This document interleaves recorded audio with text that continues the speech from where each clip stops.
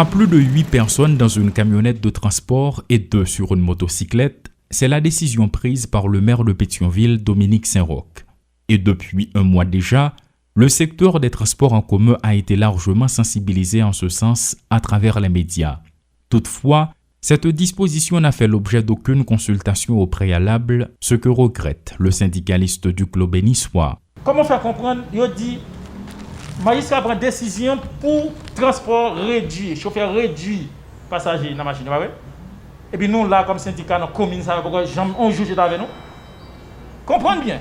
Nous là, nous dans la commune là, local nous visible, téléphone nous visible, nous dans la presse chaque jour.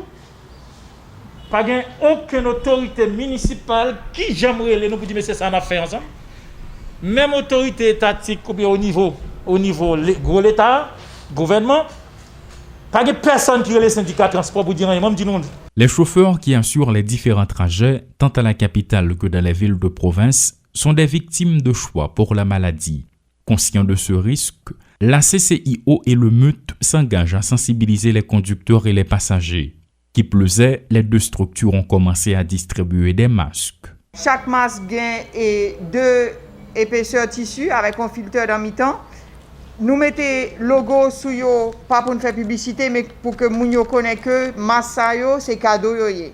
Donc, c'est pas acheter, pas pour vendre, pas pour acheter.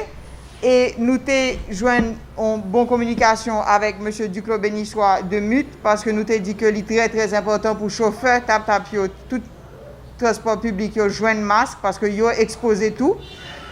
Donc ça nous fait des paquets de masques qui gagnent 4 graines de masques là-dedans, 2 pour chauffeurs, 2 pour helpers. Et maintenant, nous commençons à faire ça déjà. Et nous avons Pétionville, nous avons commune Delma, nous avons commune Port-au-Prince, nous avons commune Carrefour. Nous avons Tabac, nous avons Croix des Bouquets, nous avons Cité Soleil.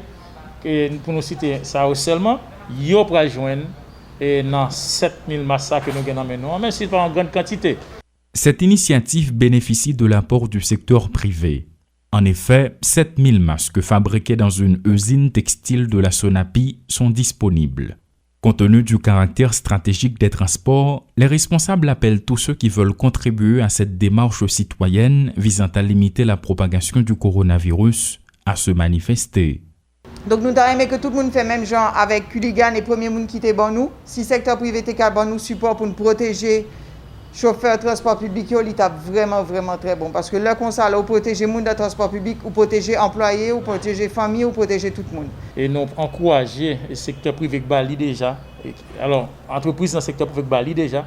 Et tout l'autre qui n'était pas de compte ça pour faire, je dis à son pote qui ouvre. Parce qu'il n'y a pas de 30 000 au niveau MUT, mais ça dit transport en commun, il y a environ 200 à 300 000 chauffeurs à travers le pays. Et nous n'avons pas décidé pour nous être seulement dans l'Ouest.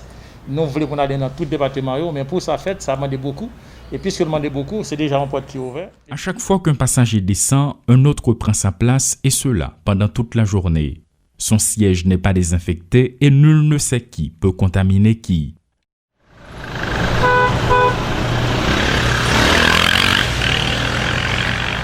Les chauffeurs de tap-tap, de bus, des motocyclistes entre autres, sont les plus exposés par rapport à la maladie. Leurs contacts en quotidien avec les passagers sont source de contamination.